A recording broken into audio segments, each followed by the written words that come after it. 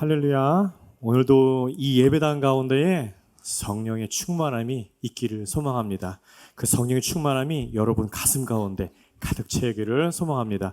우리 모두 일어나서 여호와의 열절 첫 찬양으로 하나님 앞에 예배하겠습니다.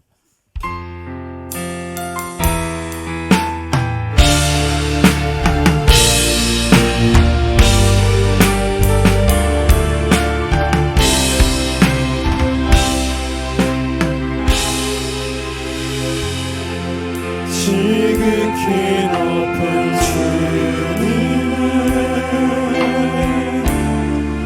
나 지성소로 드러납니다. 세상의 신을 벗고서 주보좌 앞에 엎드리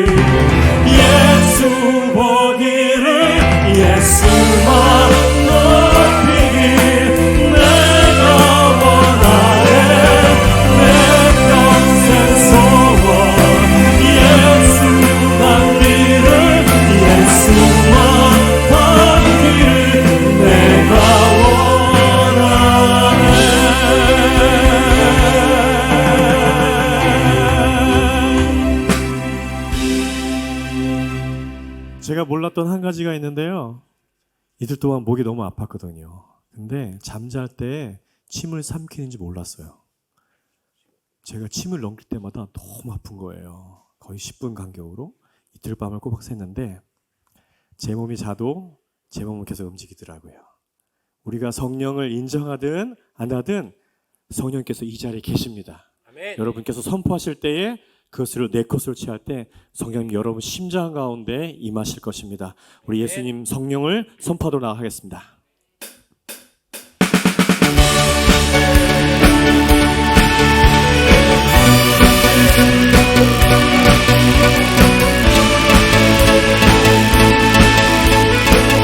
성령님을 선포합니다. 성령이여 내 영혼을 충만케 하소서. 내 속에 강물이 넘쳐나게. 성령이여 내 영혼을 충만케 하소서. 내 속에 강물이 넘쳐나게.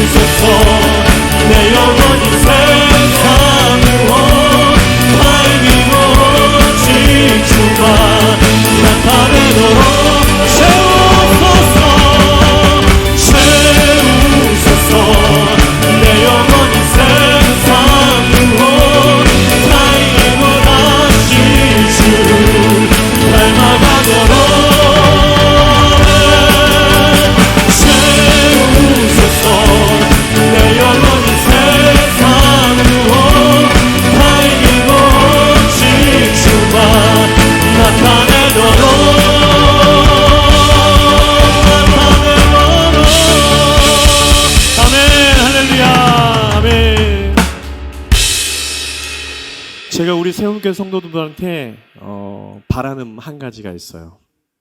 우리 찬양 훈련이라고 생각하시고 이렇게 생각했으면 좋겠습니다. 우리 말씀 훈련한 것처럼 기도 훈련하는 것처럼 찬양에는 성경의 모습에 한 3가지 정도 나옵니다.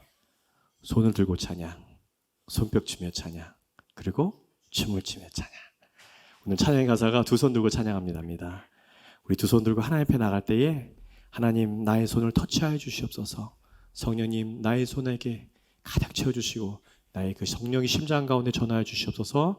우리가 간절한 마음으로 이 찬양 다시 한번 예배하며 나오도록 하겠습니다.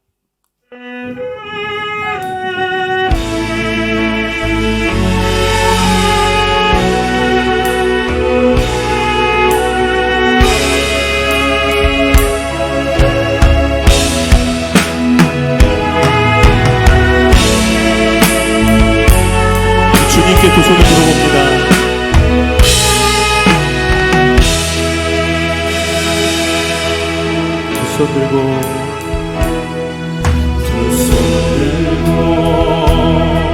찬양합니다. 다시 오시와 여호와께 오직 주만이 나를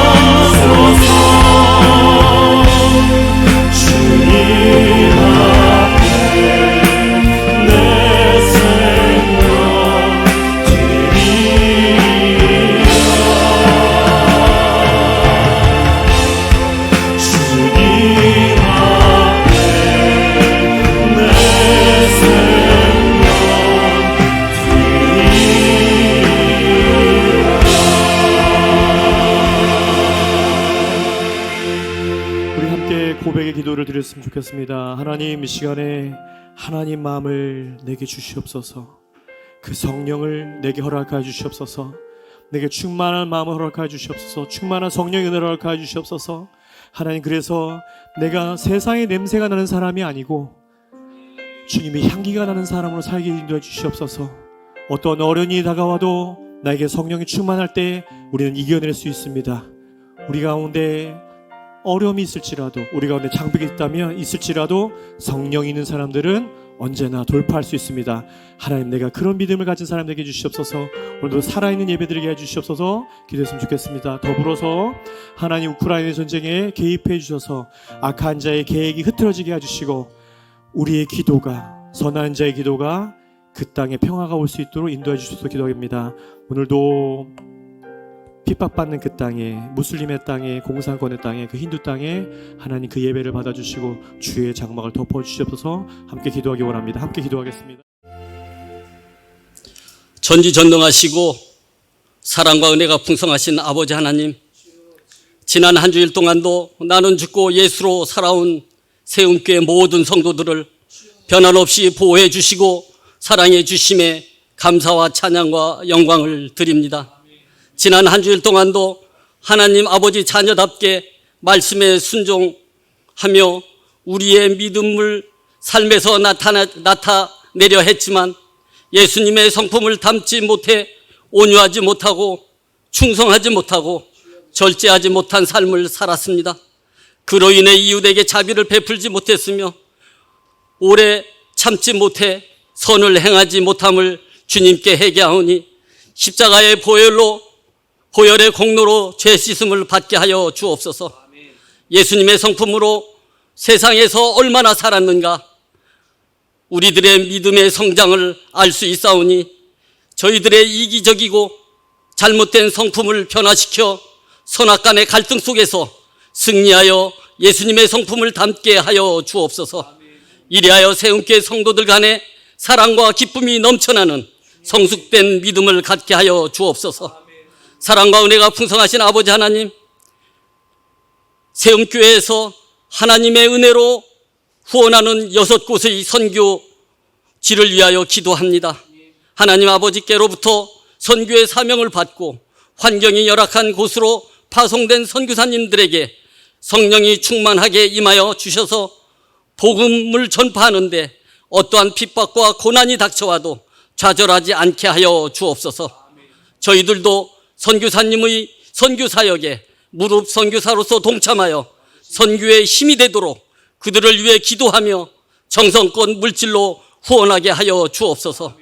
선교사님의 가정을 안전하게 지켜주시고 원주민들에게 본이 되는 가정 되게 하여 주옵소서.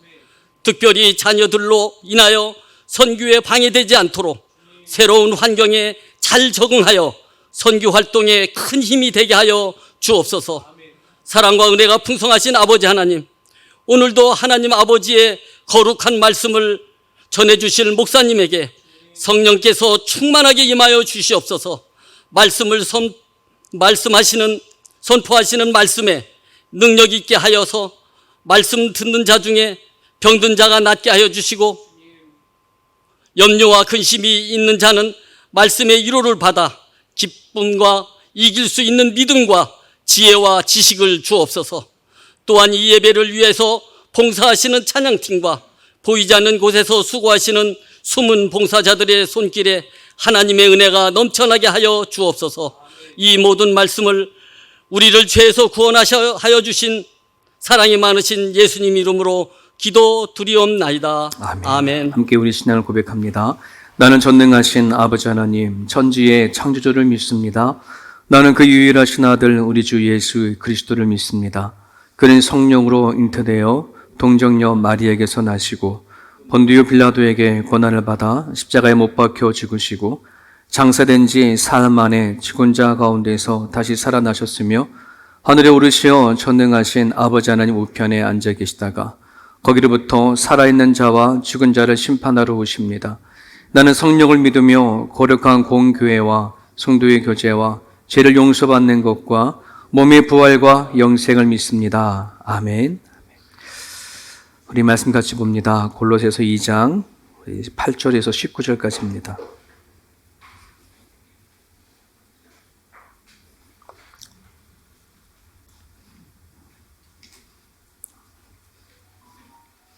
골로새서 2장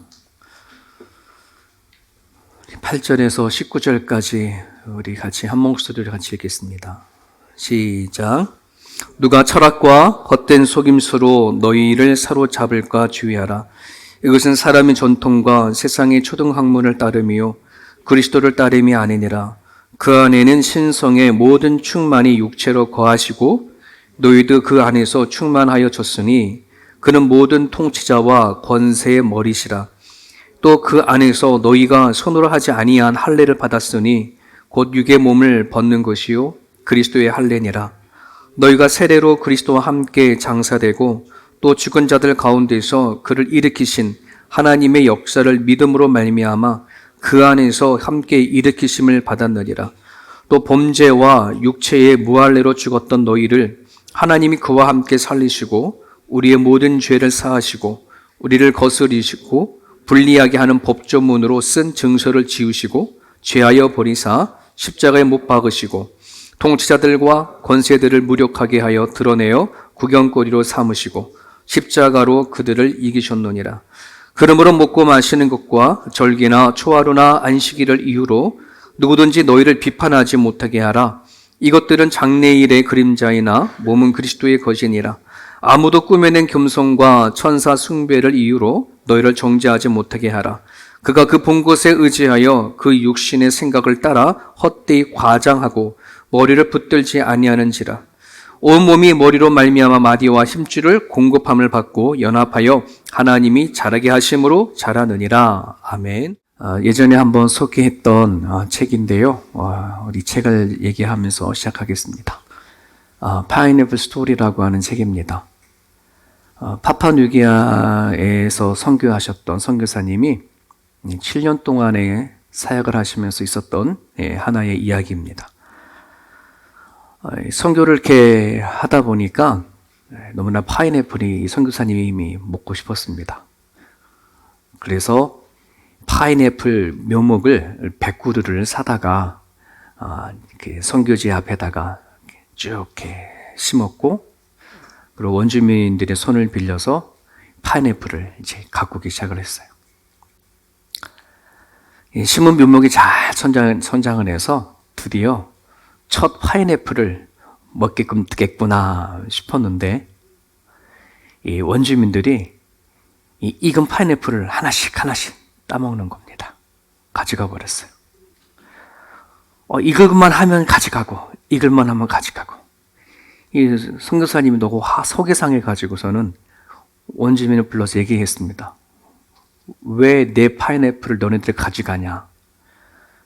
원주민들이 내가 심었다. 네가 심지 않고 내가 심었으니 그건 내 거다.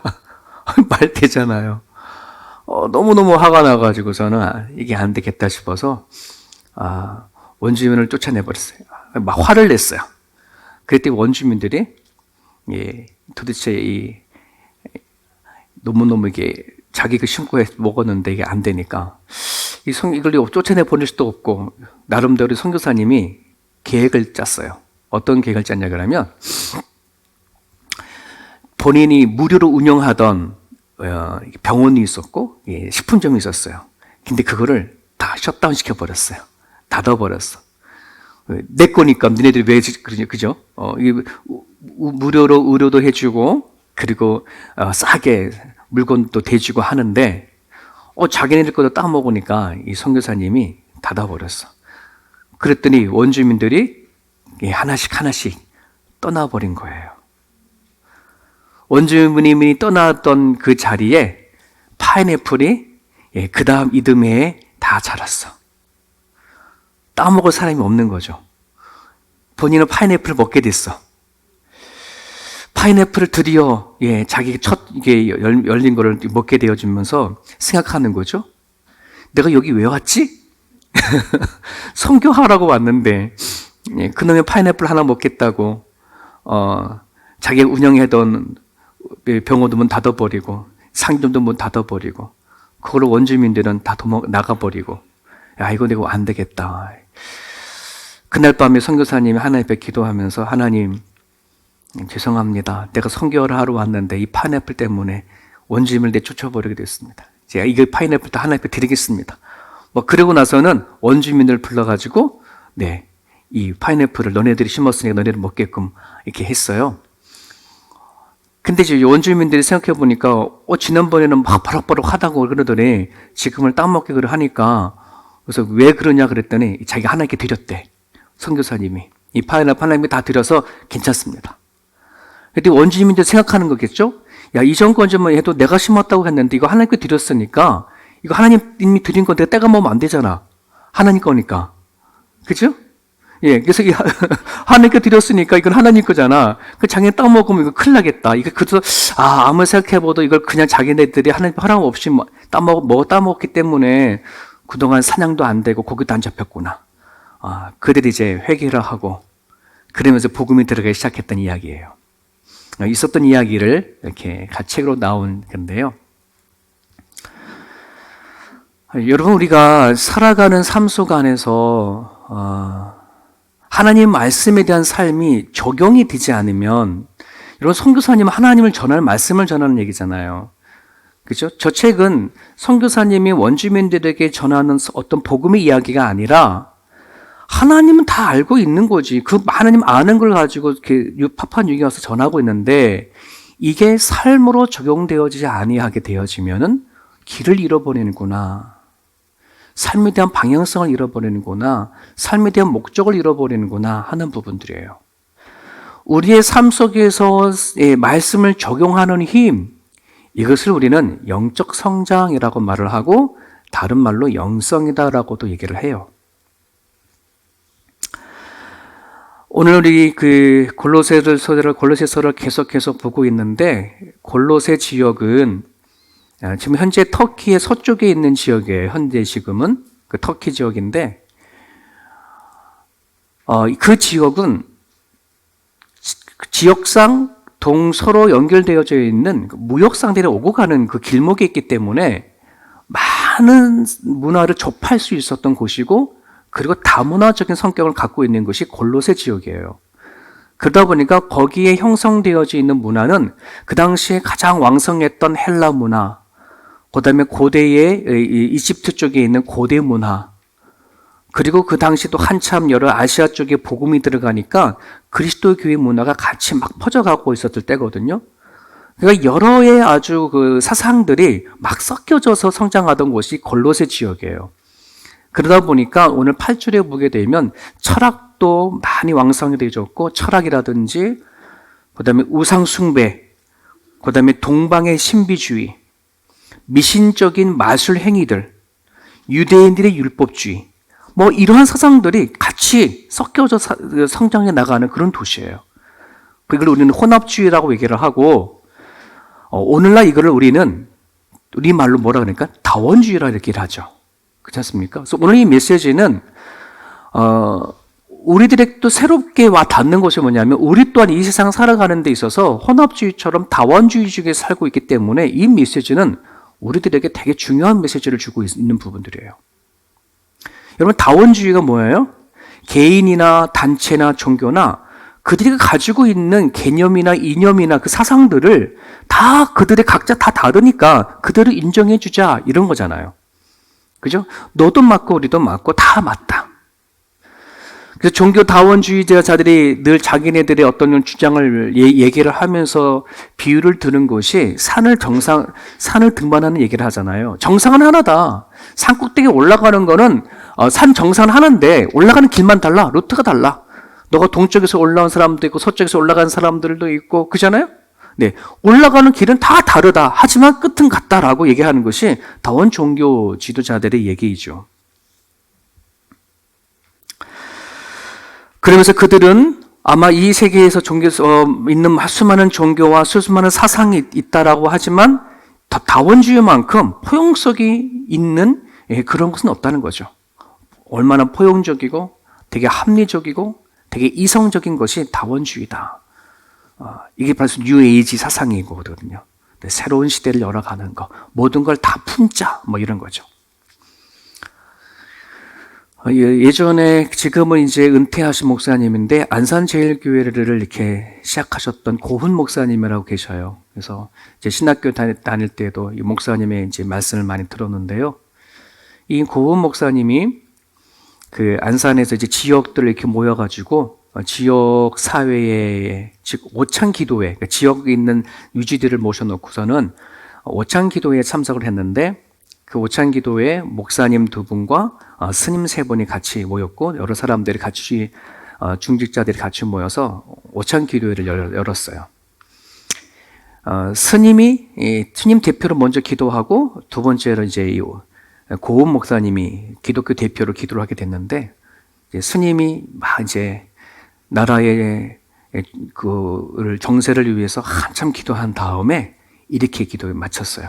하나님과 부처님의 이름을 합하여 기도합니다. 이렇게 했어요. 왜 거기 이제 뭐 목사님들 들리고 그러니까. 그럴 때 고은 목사님의 마음으로 자기도 잘못하면 아멘 할 뻔했다. 그렇게 얘기하시더라고요. 하나님과 부처님의 이름을 합하여 기도합니다 하니까 아멘 할 뻔했다는 거죠. 여러분, 아멘을 생각하고 아멘 해야지 뭣도 모르고 아멘 하면 큰일 나는 거거든요. 예. 그러고 나서 이 고은 목사님이 차례가 되셨어요. 그래서 고은 목사님도 나라의 국제 정세를 위해서 한참 기도한 다음에 예수님 이름으로 기도합니다. 아멘 했대요. 분위기가 어땠을까요? 싸한 거예요. 그러고 그때 그 오찬 기도 갔다 오신 다음에 목사님이 다시는 그 자리에 안 가겠다. 자기는 기도하고 나니까 불교인들이 막 이런 눈빛이 그러더라는 거예요. 야, 불교에서 하나님의 이름을 넣어서 기도를 했으면 너네도 최소한 부처 이름을 넣어가지고 끝내야지. 어떻게 예수 이름만 넣고 기도하냐라고 하냐. 뭐 이러한 눈빛이라 했던 거죠. 여러분, 종교다원이는 그런 거예요. 네. 종교다원 쪽에서는 기독교는 다른 종교를 이해하지 못하고 인정하지 않은 편협한 종교, 포용성이 없는 종교.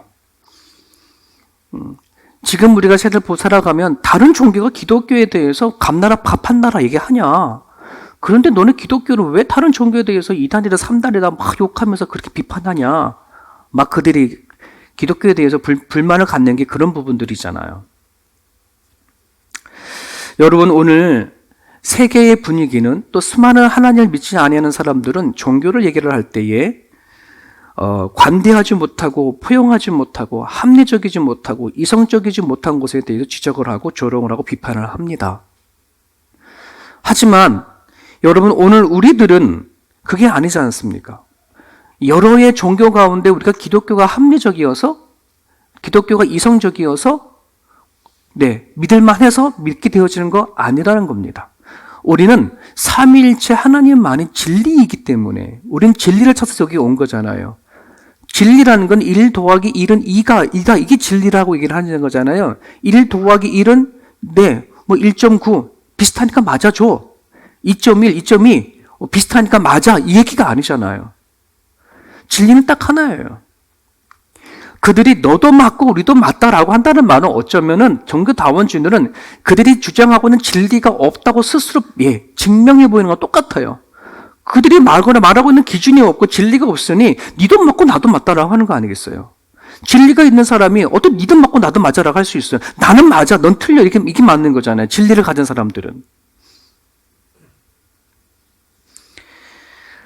여러분, 우리가 이 호주에 와서 이민자로 살아갈 때에 이 땅이 어떤 땅이에요?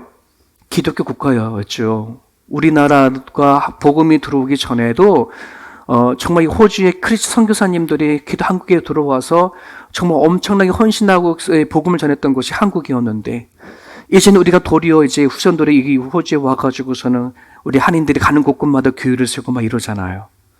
근데 우리가 살고 있는 호주의 그 기독교는 그 어느 때보다도 힘을 잃어버렸어요. 그렇지 않습니까? 여러분, 호주 교회에 주일날 아침에 가서 호주 교회 가 들어보세요. 많은 교회가 있지만 거기에 성도들이 나이 드신 분 말고는 젊은 사람들은 있지를 않잖아요.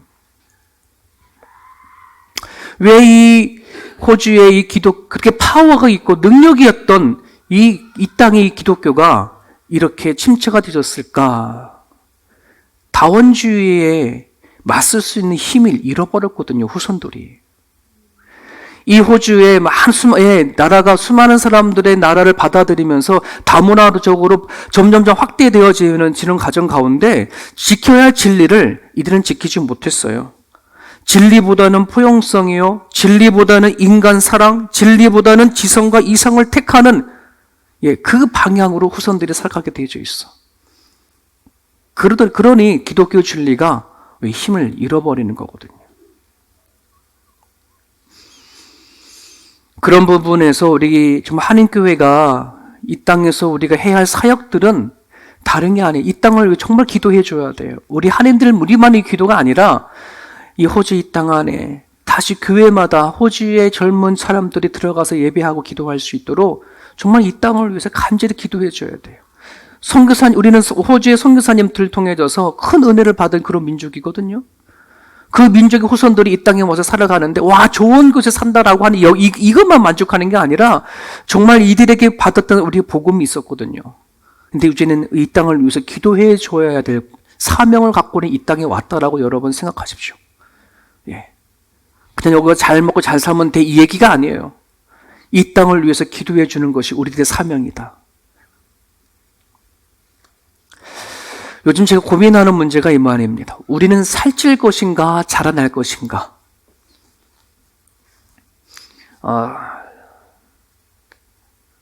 제가 두레교회에서 나오면서 하나님 이렇게 세움교회를 하는 게 맞습니까? 하나님이 맞다면은 좀 보여주십시오 라고 제가 나름대로 하나님 앞에 그걸 확증하는 기도를 한 적이 있어요.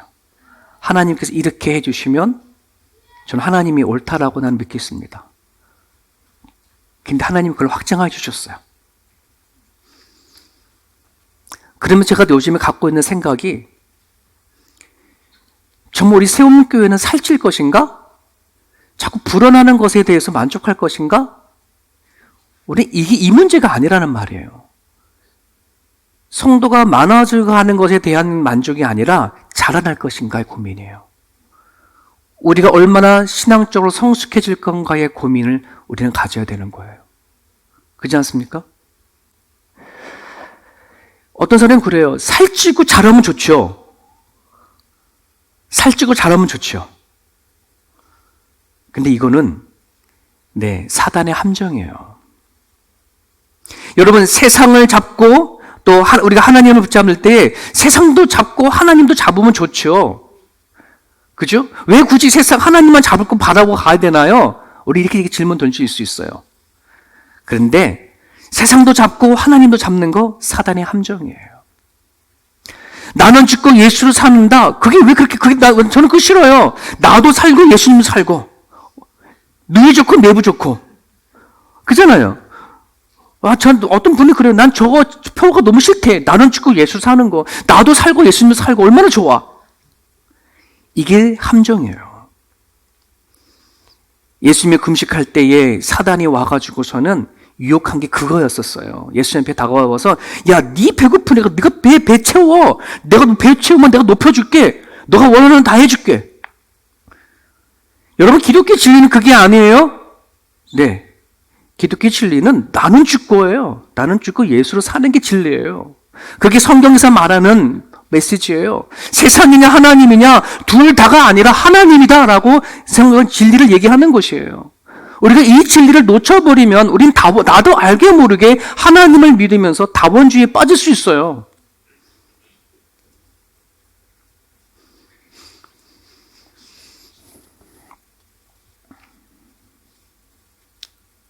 오늘 저나 여러분들이나 정말 하나님 안에 우리들의 영성들, 영적인 성장들이 이루어질 수 있기를 바랍니다. 살찌는 것이 아니라 자라날 수 있기를 간절히 바랍니다. 오늘 본문 말씀에 그 안에는 신성의 모든 충만이 그 안에 육체로 거하시고 너희도 그 안에서 충만해졌다. 여러분 그 안이 누굴까요? 예수님을 얘기하는 거예요. 예수님의 안에 신성의 모든 충만이 육체로 거하시고 너희도 예수 안에서 충만해졌다. 예수님은 충만해. 신성으로 충만해. 그 예수를 너가 품었으니 넌 예수를 말미암아 충만할 거야. 이 얘기거든요. 그럼 한번 여쭤볼게요. 한번 이거 풀어볼게요. 여러분 하나님이 인간을 지으셨을 때에 인간을 창조하실 때에 어떤 존재로 창조했냐 그러면 영적인 존재로 만들어졌어요. 그렇지 않습니까? 다른 짐승에는 없는 인간에게만 하나님께서 아담과 하와를 만드시고 그의 생기를 훅 불어주셔서 르하우 이게 영적인 거거든요. 우리는 그래서 영적인 존재가 되어졌어요. 영적인 존재라고 한다는 말은 신성. 신성. 이걸 갖게 되어진 거거든요. 그래서 사람은 인간이 살아가면서 갖고 있는 인간은 어떠한 방식으로라도 이 신성을 채우려고 하는 그런 마음, 본능이 있어요. 우리는 동물과 다르거든요. 우리는 영적인 존재이기 때문에 이 신성을 어떤 방식으로도 채워줘야 돼. 해결해야 돼. 충만해줘야 돼. 근데 그 충만이 누구한테 있다는 거예요? 예수 그리스도. 우리는 예수님을 통해서 그거를 채우는 거예요. 하지만 예수를 그리스도를 알지 못하는 하나님을 믿지 아니한 사람들은 하나님 바깥에서 예수 제껴놓고 예수 안에서 자기 안에 있는 신성을 느끼려고 하는데 그것이 뭐냐면 영성인 건데요. 영성은요, 기독교만 말하는 영성이 아니라 모든 종교 안에 다 영성이라는 걸 표현을 해요. 사단을 섬기는 사단 숭배하는 존재들도 영성을 얘기를 해요. 그 영성이라는 것이 뭐냐면 인간 속에 있는 영을 창조하신 신을 느끼는 힘이거든요. 우리는 그 힘을 어디서 찾는다는 거예요? 예수 그리스도. 하지만 세상 사람들은 예수 바깥에서 그 힘을, 새로운 힘을 찾으려고 그러고 새로운 능력을 찾으려고 해요. 예수님 외에 다른 곳에서 묵상하고 예수 외에 다른 것에 정의를 찾고 예수 외에 다른 것에서 성결과 정결함을 찾으려고 하는 거예요. 이게 뉴에이지요. 이게 다원주의예요. 우리는 어디서 찾는다? 예수 그리스도. 예수님을 묵상하고 예수님 안에서 정의를 찾고 예수님 안에서 우리는 정결하게 살아가는 법을 찾고 깨끗한 존재를 찾는 것이 바로 우리 그리스도의 영성이라고 한다는 말이에요. 그래서 기독교 영성은 예수님입니다. 다른 여러의 종교가 다 영성이 있어요. 하지만 그들은 예수가 아닌 다른 것의 영성을 찾아요. 하지만 우리들은 예수님을 안에서 못 찾는다? 네. 내 영에 있는 영적인 부분들을 채우려고 한다는 부분들이에요. 사랑하는 여러분, 그러므로 말미해서 여러분들이 예수님 안에서, 즉 예수님의 이름으로 하나님 앞에 나아가지 아니하면, 즉 하나님 앞에 나아가는 존재가 되지 아니하게 되면 우리들의 영성은 성장하지가 않아요. 우리들의 믿음은 깊어지지가 않아요. 하나님은 알고 예수만 아는데 왜 내가 살아가는데 삶 속에서의 예수 그리스도가 내 삶 가운데 깊이 들어오지 못하느냐? 이게 안 되기 때문에 그래요. 여러분이 영적으로 성장하기 원하십니까? 예수님의 이름을 가지고 하나님 앞에 나아가야 돼요. 나아가셔야 돼. 예수 그리스도 이름으로 하나님 앞에 나아가서 여러분 찾고자 하는 것들, 원하고자 하는 것, 소망하는 것을 갖고 하나님 앞에 나가야 돼요. 그래야 영성이 채워져요, 마음이. 영원하지 않으면 모든 것이 허무입니다. 그렇겠죠. 우리가 예수님을 통해서 왜 채워지는지 아십니까? 예수님은 영원하신 분이거든. 사랑하는 여러분, 저나 여러분들이나 예수님 때문에 찾은 것이 있어요. 우리는 여기서 이 땅에 살아가는 모든 인간의 삶은 뭐 하는 거예요? 끝이다. 죽으면 끝이다라고 하는 사람 많잖아요. 아니요. 우리가 왜 희망되고 소망이 되어진지 아세요? 왜 우리가 살아가는 것들 안 허무한지 아십니까? 나이가 늙어가고 죽음 가까우는데도 우리는 왜 안 허무한지 아십니까? 영원하거든. 죽어도 사니까. 오늘 내가 생각하고 있는 생각이나 이 마음이 안 사라진다니까? 그죠? 이게 영원한 거잖아요. 하지만 영원하지 않은 것은 다 허무입니다. 왜 예수가 나한테 충만할까? 내 안에 있는 예수님은 영원하신 분이거든. 그 예수님으로 인해서 나는 안 죽거든. 그죠? 네. 그래서 안 허무해요, 여러분. 죽음 앞에 모든 거 다 허무할지 모르지만은 우린 죽음을 이기신 예수가 우리 가운데 있기 때문에 사는 게 안 허무해요. 안 공허해요. 예수님의 이름을 살아가는 모든 것은 하나라도 다 남아요. 하나님이 다 기억하세요. 우린 그래서 예수님 안에서 행복할 수 있는 거예요. 그럼 12절의 말씀입니다. 너희가 세례로 그리스도와 함께 장사되고 또 죽은 자를 가운데서 그를 일으키신 하나님의 역사를 믿음으로 말미암아 그 안에서 함께 일으키심을 받았느니라 라고 한 메시지를 12절 13절 쭉 얘기를 하고 있어요. 예수와 함께 너는 장사되었고 예수와 함께 너는 일으키심을 받았고 예수님을 통해 살아있는 자가 되었어 라고 성경은 우리에게 선포를 합니다. 여러분, 이것이 무엇을 얘기하냐 그러면 내가 예수님을 믿기 전과 믿은 이후의 상태를 우리는 얘기를 하는 것이거든요. 예수님 믿고 내가 어떤 존재가 되어졌는지를 정확하게 바울은 골로새 교인들에게 얘기를 해주고 있어요. 여러분, 그러면 우리가 생각해 볼까요? 여러분, 예수님을 여러분 믿음과 함께 예수님과 함께 장사됐고 예수님과 함께 일으키심을 받았습니까? 네?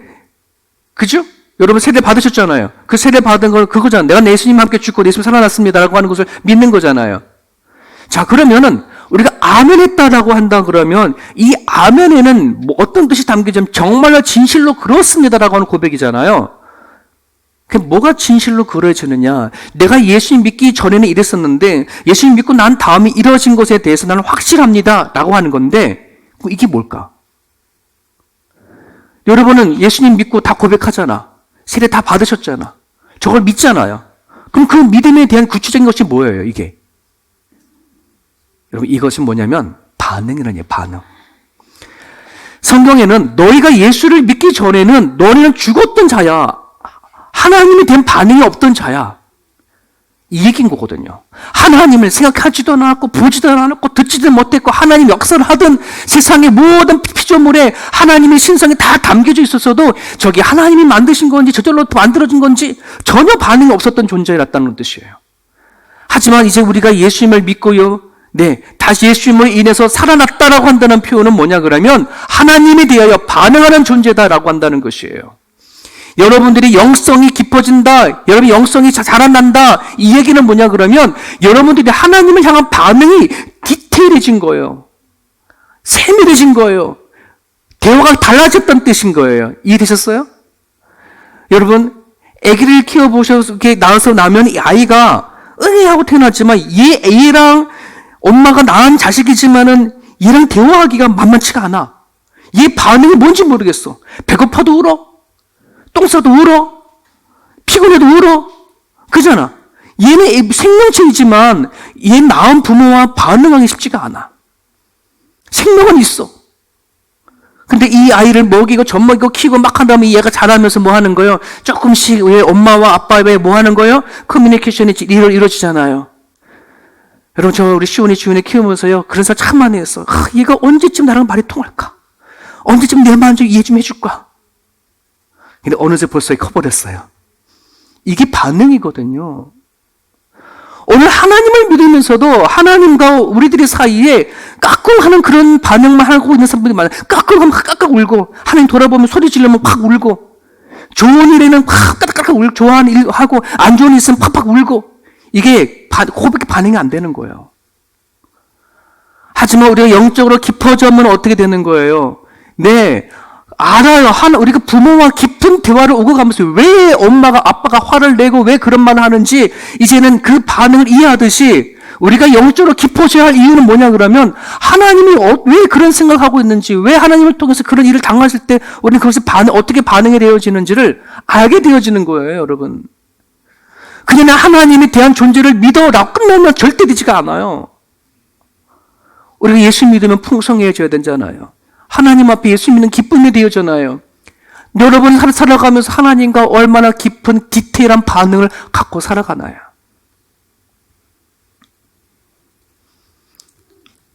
우리는 살찌워지면 되는 게 아니라 자라가야 돼요. 깊어져야 돼요. 하나님과 오고 가는 대화의 수준이 달라질 수 있기를 간절히 바랍니다. 나는 하나님 앞에 반응하는 존재인데 어떻게 지금 반응하고 있는가? 하나님과 어떤 대화를 하고 있는가? 이것이 여러분들의 영적 수준을 얘기를 하고 있어요. 뒷부분 16절, 18절, 19절까지 얘기인데요. 그러므로 먹고 마시는 절기나 쭉 이 말씀이 나오잖아요. 이번 저 얘기를 아주 간단하게 쉽게 말하면 뭐냐면, 야, 너 누군가가 비본질적인 문제를 가지고 너한테 다가와서 이렇다 저렇다 말하면 너 그것에 대해서 흔들리지 말어. 비본질적인 문제를 가지고 비판하고 조롱하게 되면 거기 흔들지 말어. 너는 본질이 뭔지 아니까 그것만 붙잡고 살아가라, 이 얘기인 거예요. 여러분, 우리는 살아가면서요, 참 부부의 관계도 마찬가지고 내 신앙생활을 하는 가운데도 마찬가지고 정말 본질적인 아닌 문제 앞에 우리는 비본질적인 문제를 가지고 얼마나 많이 다투고 싸우고 고민하고 지지고 볶고 하는지 몰라요.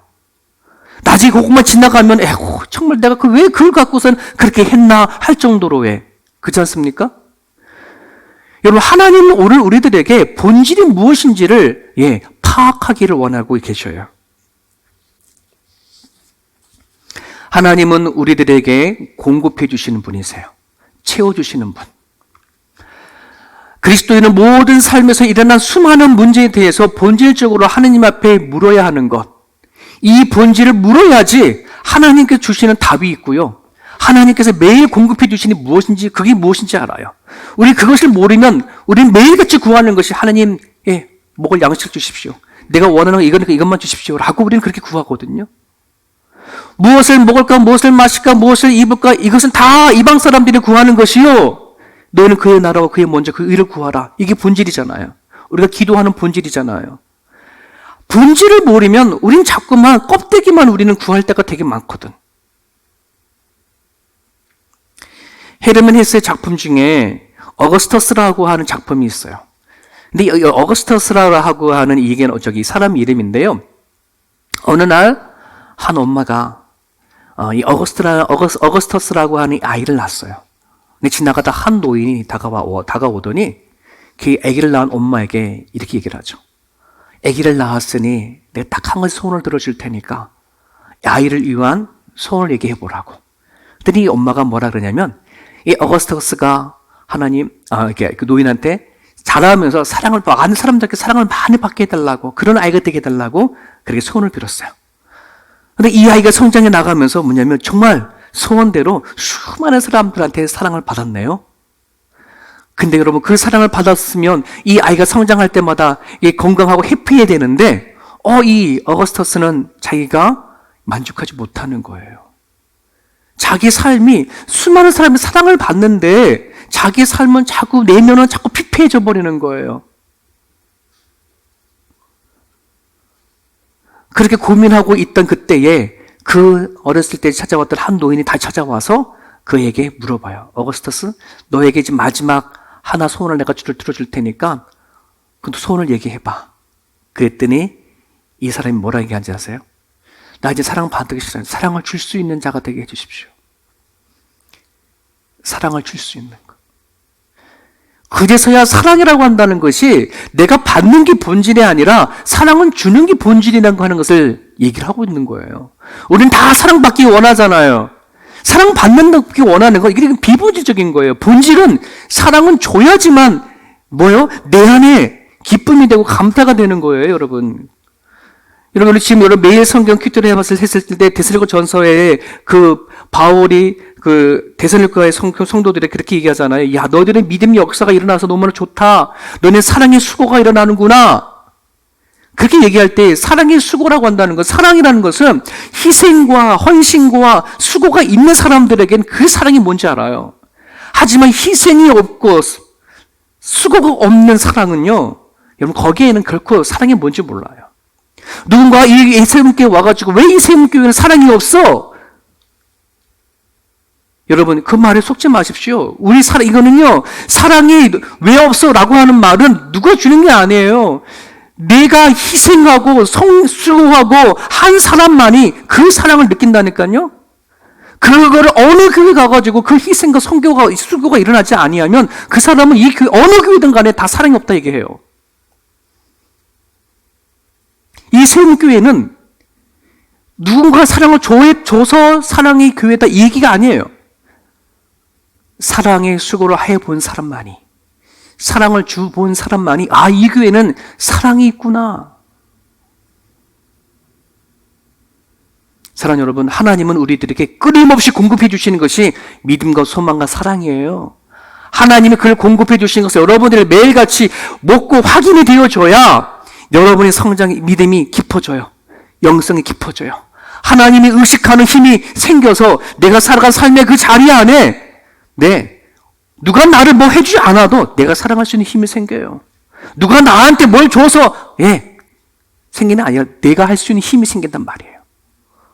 오늘 여러분들이 하나님 안에 영성이 자라갈 수 있기를 바랍니다. 하나님 앞에 다가가십시오. 그리고 하나님 앞에 반응하십시오. 그리고 하나님이 공급해 주시는 것을 여러분들이 받아 누릴 수 있기를 바랍니다. 기도하겠습니다. 오늘 주신 말씀을 붙잡으시고 이 시간 기도할 때에 여러분들이 뭐에 힘 약하고 있을까? 내가 하나님 앞에 나아가는 게 약하는가? 반응하는 것이 약한가? 내가 하나님 앞에 공급받는 것이 약한가? 이 약한 것을 가지고 하나님 앞에 구하십시오. 하나님 나한테 채워주십시오. 예수 그리스도를 내 영접했사오니 내 안에 충만한 예수님의 충만함을 누리며 살게 달라고 이 시간 같이 기도하겠습니다. 하나님